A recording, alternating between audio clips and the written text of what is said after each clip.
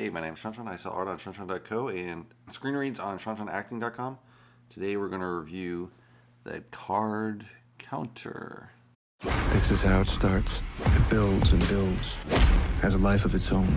So this is a film by Paul Schrader. He's director-writer, so that's kind of good. You have the director and writer kind of united. You don't have multiple rewrites with multiple scriptwriters, which kind of gets the smorgasbord feel to the script. It usually works out, but I usually like the director-writer combination. Time is 1 hour and 49 minutes, so fairly tight, very close to an hour and a half. Although I did feel in parts of the film they could have trimmed back a little bit. There's a lot of long takes here, maybe kind of 70s style feel to the film, even though it's only 1 hour and 49 minutes.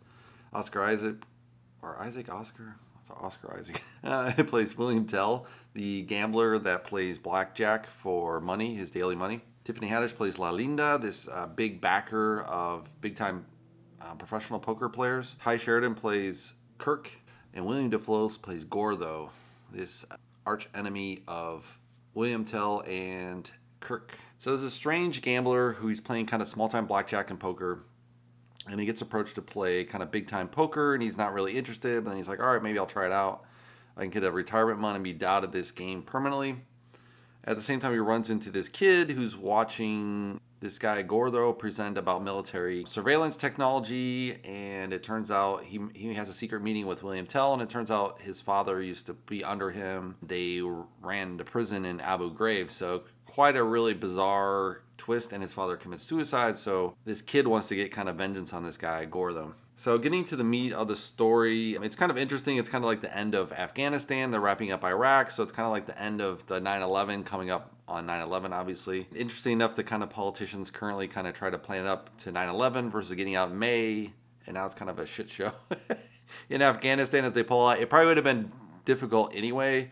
I mean, I don't know how well they would have predicted the collapse of the Afghan army completely, but yeah, it's way worse than whatever Carter did with the Iran-Contras, the Iran hostages. And this looks like a major hostage situation breaking out, but it is what it is, I guess. Very similar. The film has a lot of very long cuts, very stylized like the 70s. It feels like a 70s film, even though it's shot now. A lot of long scenes. Not a lot of montage, not a lot of small detail shots, kind of walk around, but not glamorized version of poker either. There's this really interesting characterization of William Tell. He kind of comes to each room he stays in. He stays in a different hotel room.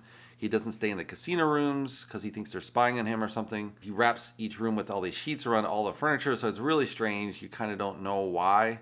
And later kind of is revealed that, he had been in Abu Ghraib with this other kid's father as well, with Gordo, and Gordo was kind of the commander. It's interesting too, the gambler William Tell is very obsessed with nature of card counting. He went to jail for counting and gambling, so this is kind of why he is able to play so well. A lot of the shots in the film are kind of long shots, so not your typical close-in shots of like how this is a very pretty, kind of a close-up shot, just head and shoulders. They didn't have any shots like this, which I would have expected in a poker film where you'd have the close-up shots of just the eyes only, and maybe the finger moments or something, so you kind of see the twitchiness, and they didn't really play up the drama behind each poker game. I think you could have done that with montage of like chip stacking and cards being thrown, and you could have done time lapse where the poker player's still, but then all the waitresses are kind of swirling about them in a time lapse. I think that would have been a way better way to show the passage of time. This feels like you're just sitting there playing the actual poker game with them. You're like, oh my God, how long is this movie, right?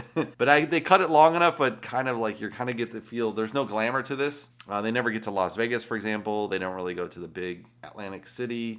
So there's not a lot of glamour like you'd have like in Rain Man or Casino or all these other kind of cool Hollywood versions of Vegas. It's very, very different. Or Oceans 11, 12, and 13. They had kind of that gambler's kind of coolness to it. So that's a little strange. One thing I think was lacking is they didn't have the sense of this. William Tell, it never seemed like he was going to ever lose. He didn't seem like he was ever under threat from playing the big stakes and getting indebted, which you kind of expected where the plot was going, but it didn't turn out that way. So that would have been kind of more interesting that, he's this cool character, obviously, but then you have to have that drama in the film where there's some kind of stake. You never get the feeling that he's ever going to lose control, which makes sense a little bit because he used to be a torturer. I think when they show the gambler, William Tell, kind of wrapping the room in these white blankets, I think if they'd done a lot more close-up shots, fast cut, jump cuts, I think, or whatever, where you just kind of splice it together, I think that would have made it a little creepier. I don't know, it just didn't feel as creepy. It just seemed like, okay, this guy's like OCD or something. But it was just interesting that he wiped everything or white and took down paintings and stuff. And you're like, why is he taking down the art off the wall?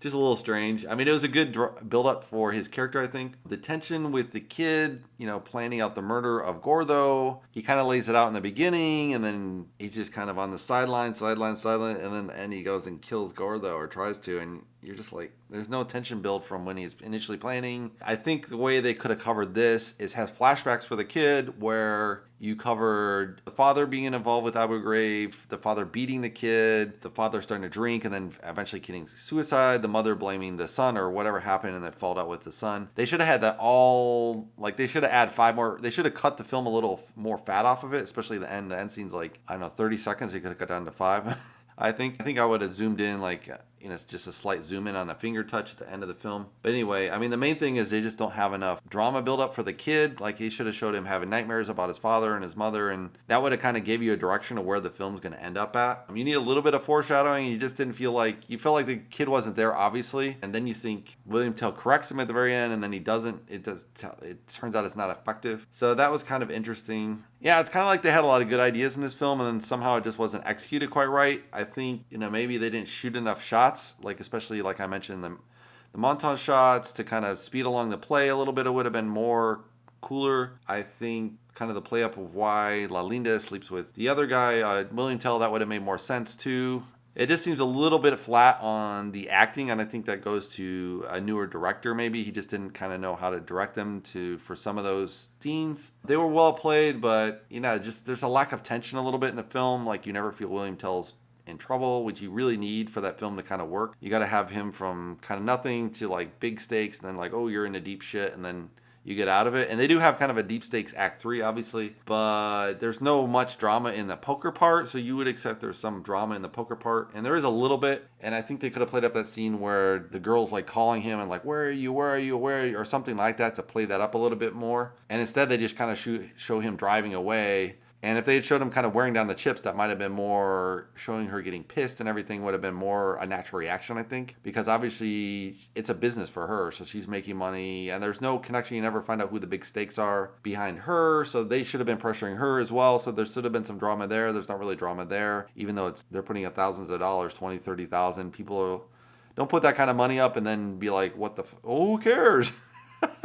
I mean, there are super mega rich billionaires that maybe they wouldn't care if they lost 30,000, but I think most people would care and be like, what the heck is this? So there's just a little bit lack of impetuance on the characters, as far as you never feel William Tell's really in danger that much, except when he faces down Gordo, obviously. But beyond that, and then even then, it wasn't that much of a face-off because he kind of captures him quickly, and then they do the torture offset, which is kind of cool in the sense that you can just imagine how bad the torture actually is because he showed the instruments just before. So I think the one scene where he kind of approaches the kid with the torture instrument, he should have laid out all the torture instruments one by one and really played that up. It would have been way creepier and scared the shit out of the kid a lot more, or you would think. But he doesn't really do that, so you don't really get the feeling. He knows he's a torturer, obviously, but so he tries to scare the kid straight, obviously, but I don't know, I think this could have been just cut together, filmed a little bit differently, a little more shots on some of the area, like the nightmares played up a little bit more, I think would have been more interesting. And yeah, that would have been a little more, and I think you really need a connection between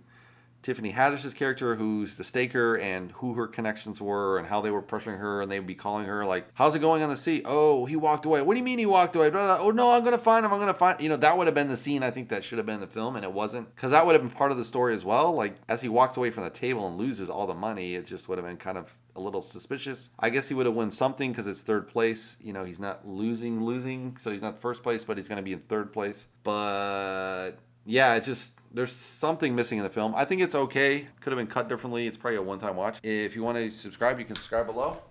And I'll see you in the next movie review. Thanks for watching, guys.